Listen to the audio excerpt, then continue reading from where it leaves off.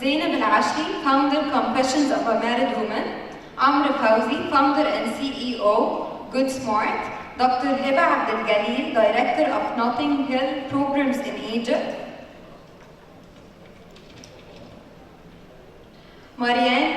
MARAKY, former head of communication, Orange Egypt, marketing and communications expert. Dr. NASHWA medical director. KIEHL, founder EEE Awards. مساء الخير. معلش بقى الجو والحاجات دي يعني في ناس كتير كانت المفروض تيجي البانل دي كانت 7 including me كنا 8 فالحمد لله who survived are us. هنتكلم mainly في البانل دي عن الانتربرينورشيب والستارت ابس، ايه التشالنجز اللي بتفيس ستات قرروا ان هم يعملوا their own ستارت اب.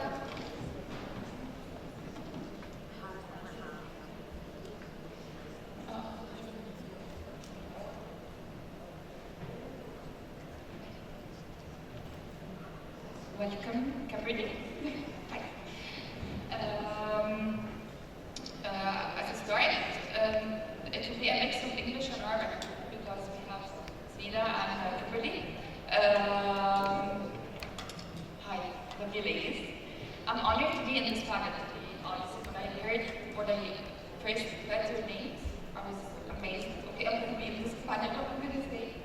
But really, it's really an honor to be with you, such amazing ladies. Can we start with like 2 minutes introduction of each one? Does this work? Yes. So my name is Sinead, and I am the founder of Excellence in Expert Education. I have found a niche in the market of education where I have been active for more than 20 years, and that is expatriates who travel around the world, in Egypt as well. There's lots of them. Every time we move, we fail to identify the best school for our children. And as an educator, I have realized that my experience helps me identify those schools. So what we do is we go to a school, we assess the school, our FAME, that is facilities, academics, management, and expert support, and then we report this information to the parents in order to help them make a choice for the best school for their children. Hi. Do you want me to do that in English or in Arabic? Or both? What's that in English? Okay. So my name is ABDELGALIL. I'm the director of Nautical College programs in Egypt. Originally, I am a member, staff member, faculty of education. Zurich University, born, raised, educated in Egypt, postgraduate studies in the US, partly, mostly in Egypt. What I do now is we train with the training business, education business, and the language. I've been in the training industry for the past 22 years, in addition to academic teaching. So actually, we're in the same kind of industry. We train teachers, administrators, and different kinds of schools. On a personal level, I've also done a lot of training in public schools, different governorates, nearly all governorates in Egypt. So that's been great.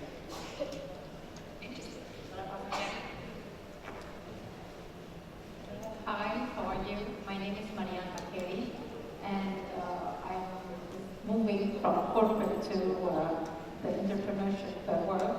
So I have 20 years experience. Previously in Teleco, I was heading the communications department in Orange, and then I was marketing director and brand heading in Egypt. And now I am doing my own consultancy in brand and marketing strategies called Evolve. So I'm very passionate about building brands and helping organizations and startups to position themselves in the market. Hi, I'm KIMBERLY. I am a farm girl from the United States, now finding my forever home here in Egypt. I'm a writer, an entrepreneur, and have traveled around the world and finally finding my home here, my soul's home, and I call it home because the people. I'm fortunate enough to find two amazing Egyptian businessmen partners, and together we founded and are creating, I'm the general manager for Giza's first authentic lifestyle boutique hotel. And inshallah, you know how construction goes, we open it in a month and a half. So I'm very pleased to be here to talk about that journey. Last one, I'm NASHWA, a medical doctor. I'm working as a medical director for a pharmaceutical company. At the same time, I'm official mentor for leadership developing a program from Glasgow University. I'm pleased to be here with this amazing panel. Okay. I have a general question, I guess it will fit you all. What do you think are the main challenges facing women entrepreneurs? Because I bet they are totally different. We have the mega challenges facing every entrepreneur, potential entrepreneur, but for women, we have really specific problems. And the second question of it, do you think the ecosystem now is adapting or trying to fix those challenges for women? Or is it just like the code that we have, like programs for women, inclusive for women, but do they really fix the problems? So I'm just trying to answer first because as this session started at 10 o'clock, somebody mentioned that women are super women who do lots of things and lots of tasks, and that's what I'm trying to manage right now, so I'll have to leave this panel a little bit early, and I'm really, really, really sorry. So to answer the question, I think legislation is the first challenge, culture, and then personal mentality. So if the legislation permits women to evolve personally in education, as entrepreneurs, or whatever they might be working in all kinds of jobs, then we already have that sorted, and Egypt seems to have done a lot to support women from legislation. So the laws are there. Now probably we need to work at culture, and again, the culture, you know, being a country where people come and go, and so many expatriates and people of other nationalities, then that's changing as well a little bit. But then maybe the biggest hurdle stands at when it comes to mentality within a family or personal mentality. We were talking about this, like if a woman was to say, I'd rather be at home, take care of my family, my children, and this is my life's aim, then perfect, that's fine. But if a woman wanted to do that as well as work, and that wasn't permitted, then that's where we would still have to work. And that's apparently something that's still happening. And in terms of the ecosystem, I think that it's probably one of the best times in the world to be a woman these days. I think there's a lot of words, there's a lot of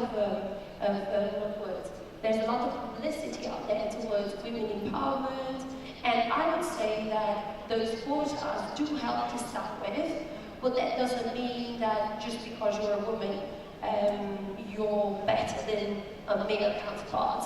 However, I think at the beginning, yes, they do help to give them a bit of a projection, a bit of opening to speak for themselves, to speak for what they represent. Actually, is a realization that women entrepreneurship is rising, but it's not there yet. Because we are here, we are discussing it, we have the audience, so that, you know, I've been thinking so much that today I'm coming from the corporate world where I was the only female in the executive team reporting to the VP, surrounded by the sales director, male, and the finance, and the commercial, and so forth. I was the only woman.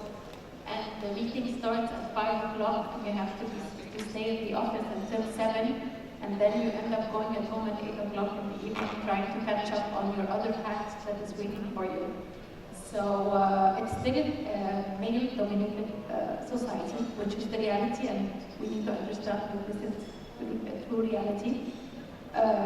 However, there is a huge rise into lots of economical factors that have led women to be strong, to be sustainable, and to to think of how to sustain themselves by themselves. So this rise of educational level and awareness of how women want to achieve things for themselves is what creating that shift. I completely agree with HEBA that it's a matter of will. Maybe without jumping into the questions, but the struggle is there. Just to answer your question, yes, I think the struggle is still there. Second struggle is the perception that women will probably be weaker in quote-unquote definition. I'm not committed. We hear it a lot. No, we can't invest in women-owned startups because they are not committed. Exactly. Or we can't accept a lot of women-owned businesses and incubators or whatever because they usually don't commit to the meetings, to the financial projections, to the meetings at the end of the month. So we hear it a lot.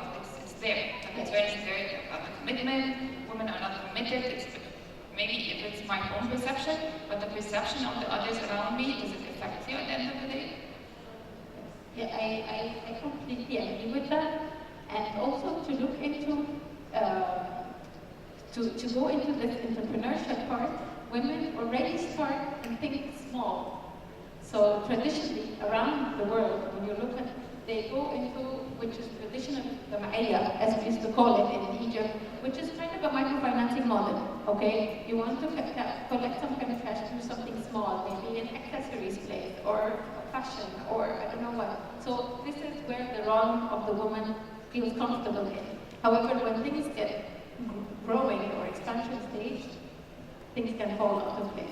So there are struggles, and I think the ecosystem is also not giving the right platform to provide the needs for the women for full empowerment to become successful.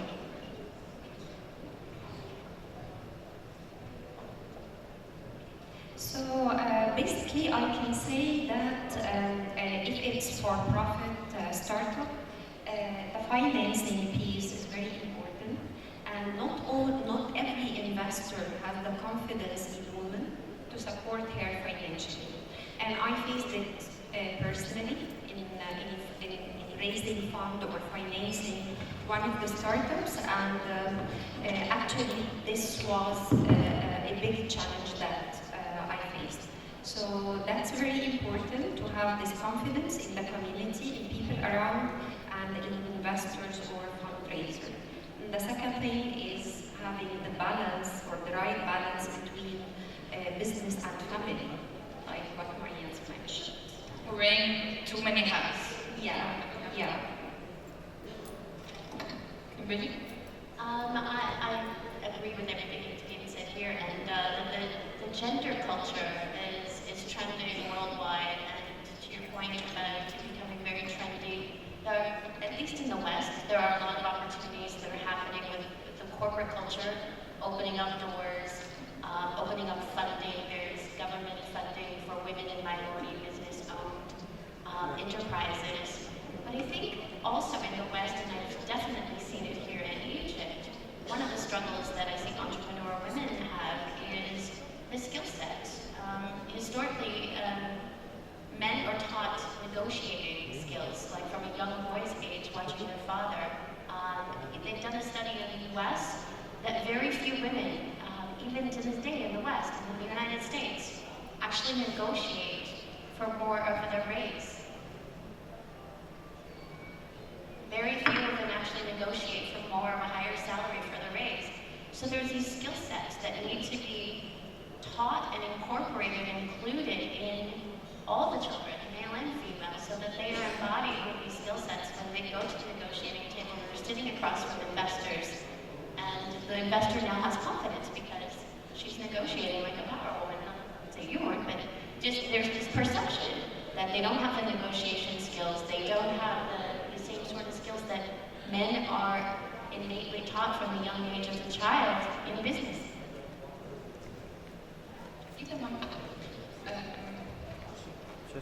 I want to ask you specifically, Kimberly, because your story we just were chatting before the panel, and it's amazing.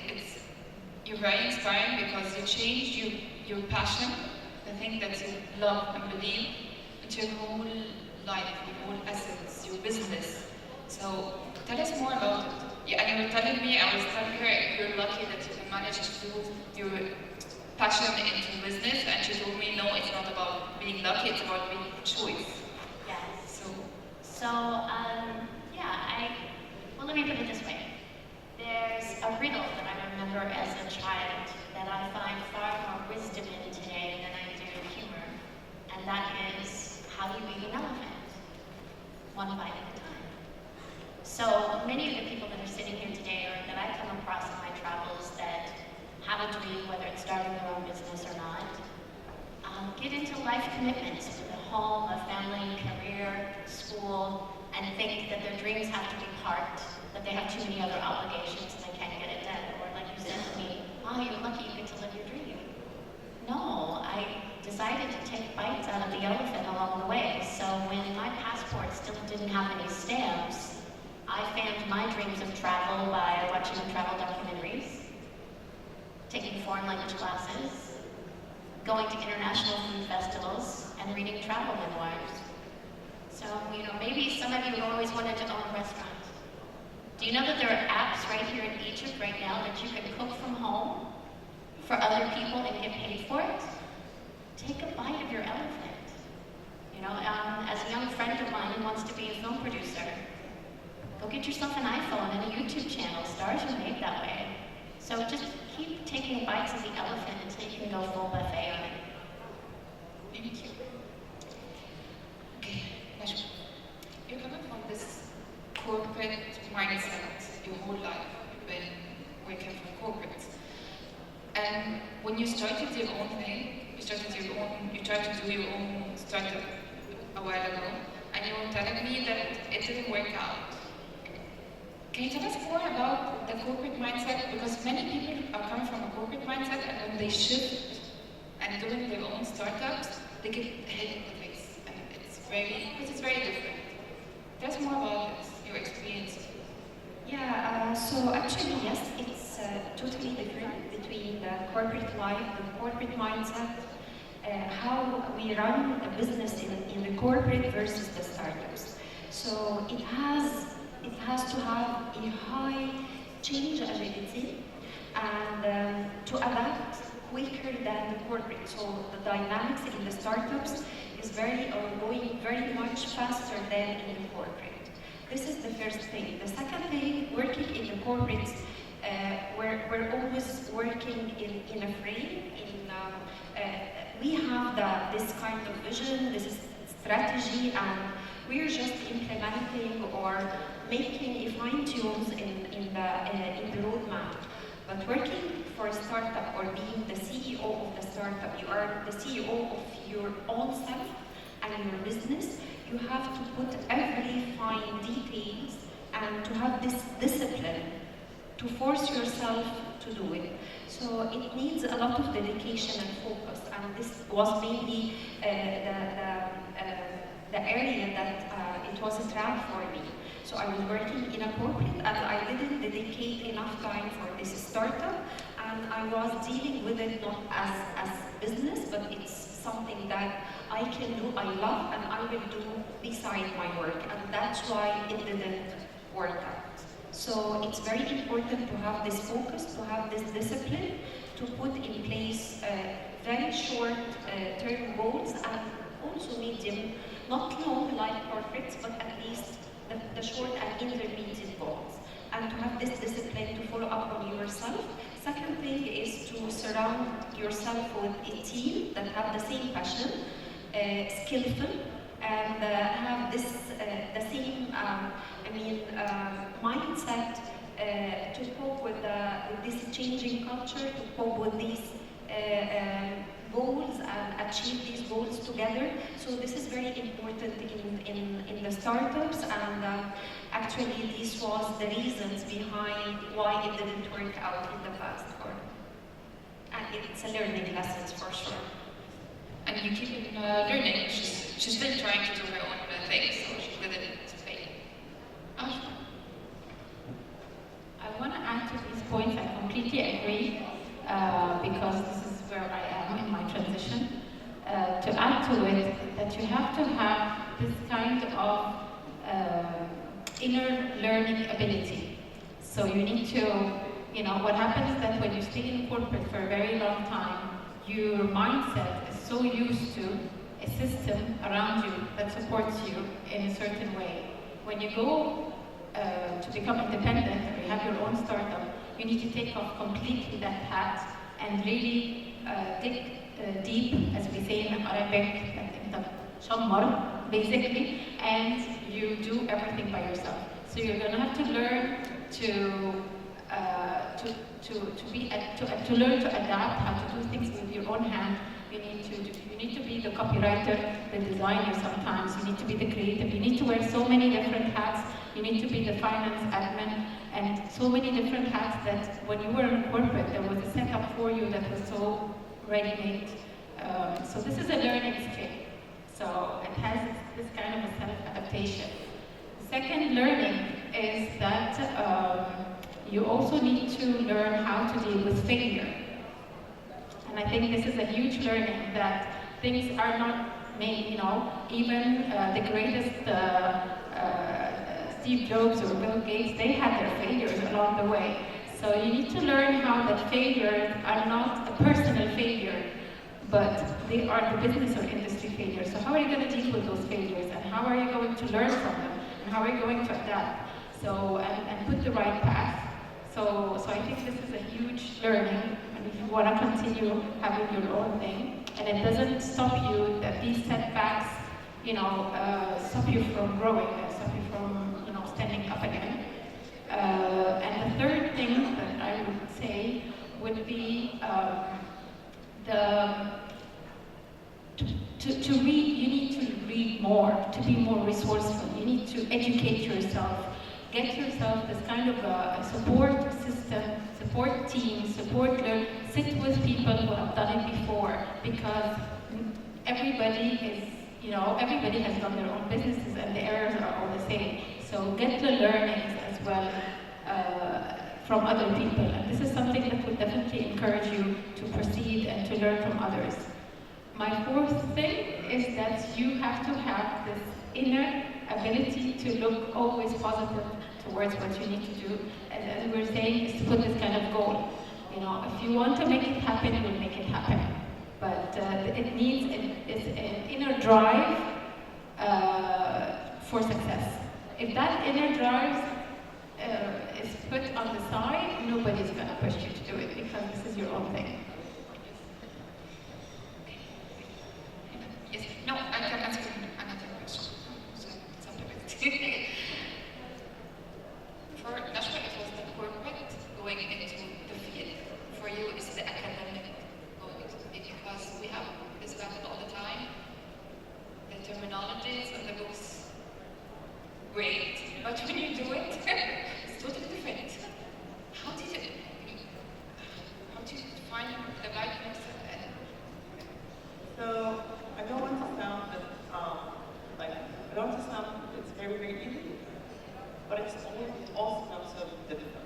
The thing is, when I started my academic career, I decided to dig into and do things myself. So training, you learn about training, but you need to practice the real thing, because you get knowledge from books that are not very much accustomed to our culture. And we're a very, very diverse country, very rich. The different cultures, Violent Alexandria, which is very different from Cairo, completely different than Aswan, Sina, Siwa, all of these places, they have cultural differences. And although we're all Egyptian, but when you go into a training program and you're not aware of the cultural differences, you probably don't do a very good job. So you need to try things yourself, and then you add to the material the academic part of it. You need to give your students that space to learn and also use your mind a little bit. Don't take things from a book and try to apply that directly into your training program. So that's how I started. And I think the balance meant excited for nearly every day. So I might finish class with an example today. Tomorrow morning I'll be in Lyon giving a lecture or a training session. Following day in Cairo, in Senegal, and then week after that I'll be in Aswan. It took me a good 10 years of going around the country and learning a lot about the people. Then I started moving into real business. You cannot do it unless you know who you're talking to, what you want to say, have a very clear message, and you speak their language, not just Arabic. You don't step on anyone's toes. You want to be accepted, especially when you're changing minds and hearts. It's not like training on how to use a certain machine or a certain strategy. You're training people, you're training teachers how to change other people's minds and hearts. And you want everybody to be on the same page. You want people to love the country. You want people to learn English, which makes it even harder. You're talking about another language and another culture to Egyptians, and you want people to keep their identity, be very proud of who they are, and at the same time learn a new language. So it's not very easy when you're dealing with hearts and minds together. Yes. You have to get your hands dirty, as you said. Marian, I want to ask you a question because coming from your experience in branding, it's a huge issue for every startup starting, especially if you're talking about women who is think to create a brand and manage your marketing schemes with like 1/100 budget from the MNCs you're competing with. Tough question. Take like 3 hours, but we'll try to do it. It is a tough question. It's real. It's very real. It's we've seen it with Karim. We've seen it with consulting for Giza, consulting for other startups as well. And there are two things that sometimes startups think that this brand is going to last. It's not going to last for long. So they are really after, which is very interesting, versus corporate. So they're really after growth to then actually investing in the brand, which is a big mistake, actually. And to answer you on budgets and agencies and the media field, there is one advantage whereby the market is moving into the digital world from the traditional media. Traditional media is definitely, we all know that it's quite expensive with the TV spots airing and the outdoors and so forth. However, digital platforms opening huge opportunities for reach and engagement and interactions and even viewing your product or testing or showcasing it and so forth. So the digital platform has really paved the way to facilitate this kind of previously a big gap for startups to stand out in the middle. Even multinationals now are moving to digital and moving their budgets year over year from the traditional media to digital media. I have to say that when I moved from Orange to become, to managing Karim, there are some agencies in the market that I've never heard of before. I've seen so many startup agencies versus the big multinationals that we all used to know of.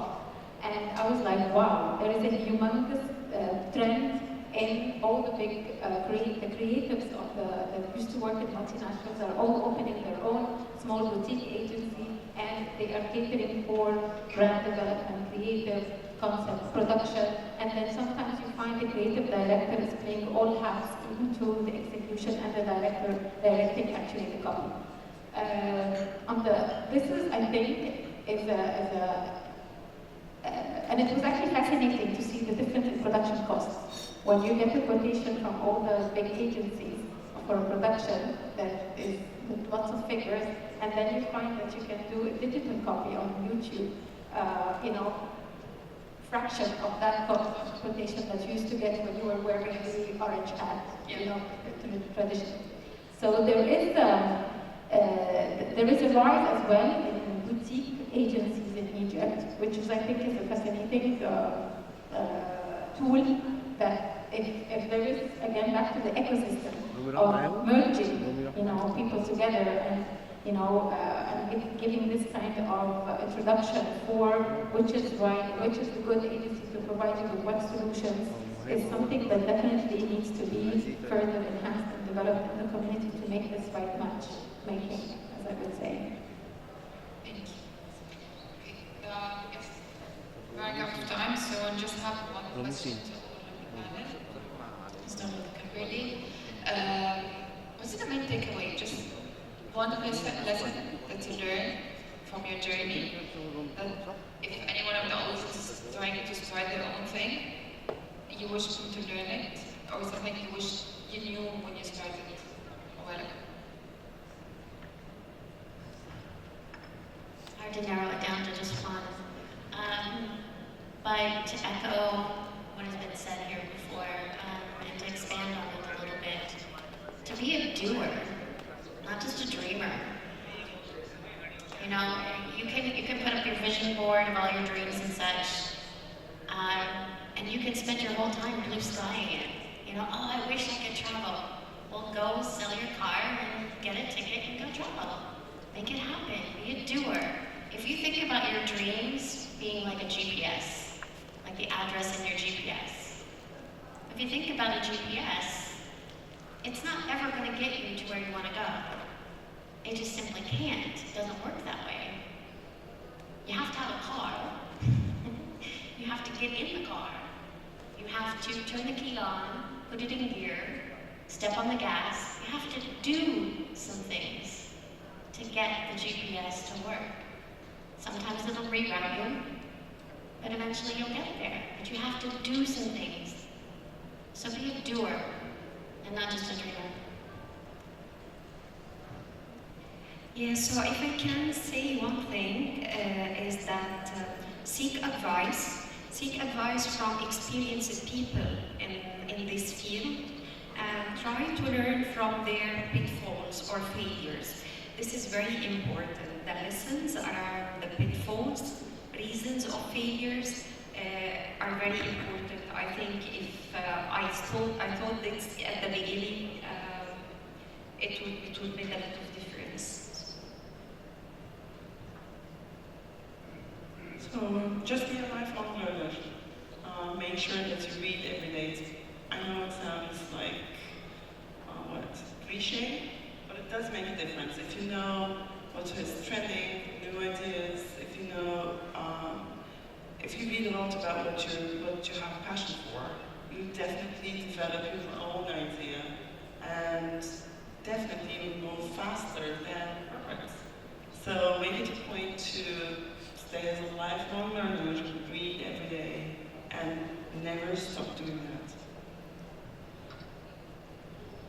I want to say a quote actually by Bill Gates, which is really, I found very insightful, which he says that life is not fair, live with it.